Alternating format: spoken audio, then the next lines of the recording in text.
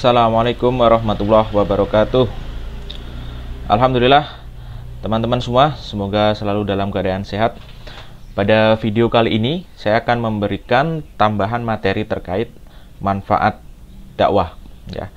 Jadi ada beberapa manfaat yang diperoleh seorang muslim atau muslimah apabila dia mau melaksanakan aktivitas dakwah.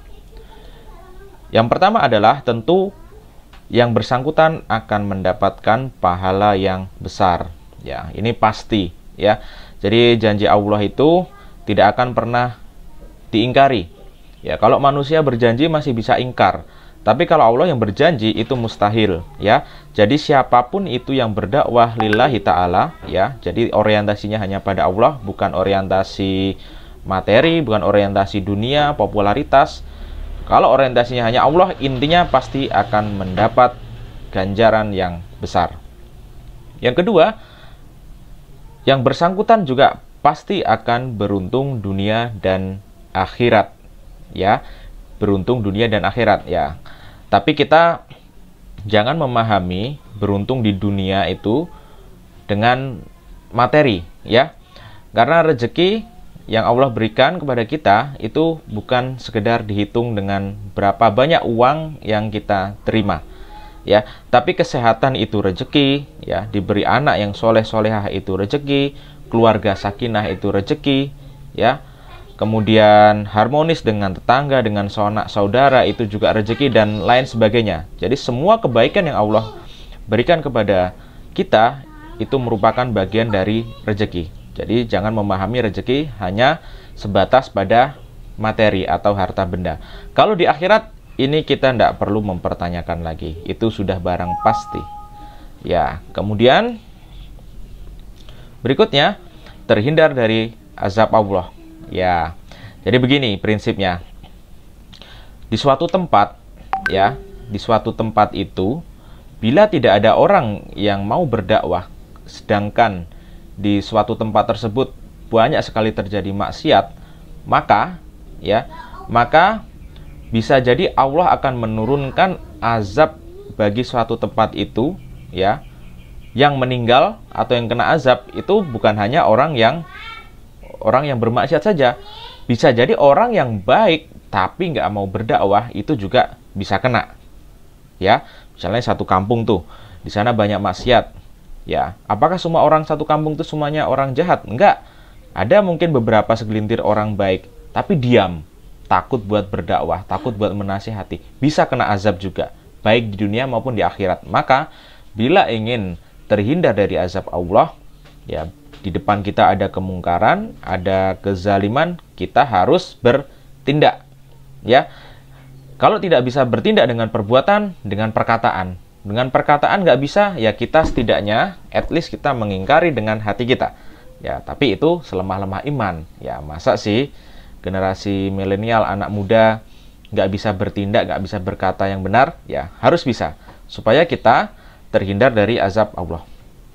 Lalu, doanya akan terkabul. Ya, orang yang dakwah itu pasti doanya akan terkabul. Ya. Definisi doa terkabul itu ya bukan berarti kita berdoa hari ini besok langsung terkabul. Ya, kita doa hari ini pengen punya rumah, besok langsung dapat rumah, itu ya sangat jarang terjadi, ya. Jadi intinya orang yang berdoa itu kalaupun tidak atau belum terkabul itu bisa ada beberapa kemungkinan, ya. Mungkin Allah menangguhkan doa itu sampai waktu yang tepat. Atau kalaupun belum terkabul, maka dengan doa itu dosa-dosa kita bisa terhapus. Kalaupun juga belum terkabul, bisa jadi Allah akan dan pasti akan mengganti doa itu buat investasi kita di akhirat kelak. Jadi gitu ya. Jadi intinya orang yang berdakwah itu insya Allah doanya pasti terkabul selama dia masih hidup, gitu ya. Kemudian yang terakhir nih, mendapatkan label sebaik-baik manusia. Jadi orang yang berdakwah di jalan Allah itu, Allah sendiri yang memberikan label, ya, sebaik-baik manusia. Meskipun sesama manusia yang lain menganggap orang yang berdakwah itu kadang negatif, ya. Jadi begini, di masyarakat kita itu nggak semua orang yang berdakwah itu dipandang positif loh. Serius itu. Kalau Anda misalnya Anda hidup di suatu perkampungan yang mayoritas, ya mohon maaf ya, yang mayoritas itu bermaksiat, judi, minuman keras, bahkan mungkin sampai prostitusi atau lain sebagainya itu ya, narkoba. Anda berdakwah di sana, ya sangat mungkin Anda itu dianggap orang yang jelek. Kenapa? Karena Anda berbeda dengan mereka. Ya, kalau Anda jadi pemabuk, Anda jadi pengkonsumsi narkoba, mungkin Anda bisa dianggap baik menurut mereka. Tapi kalau Anda berdakwah, ya, mengajarkan yang benar, ya, memperingatkan kepada mereka bahwa itu semua maksiat bisa mendatangkan azab, Anda pasti, ya, mungkin saja Anda akan dibenci, ya. Tapi tidak masalah, dibenci manusia belum tentu dibenci Allah, ya. Dipuji, dipuja manusia juga bukan berarti mulia di sisi Allah. Tapi yang mendapatkan label sebaik-baik manusia itu adalah mereka yang berdakwah, dan itu label dari Allah. Dan suatu saat orang yang berdakwah itu juga pasti akan mendapatkan kemuliaan di dunia, ya, tanpa mereka harus mengharapkannya. Ya, jadi itu ya teman-teman semua, manfaat dakwah. Ini tambahan dari saya. Terima kasih, semoga bermanfaat. Wassalamualaikum warahmatullahi wabarakatuh.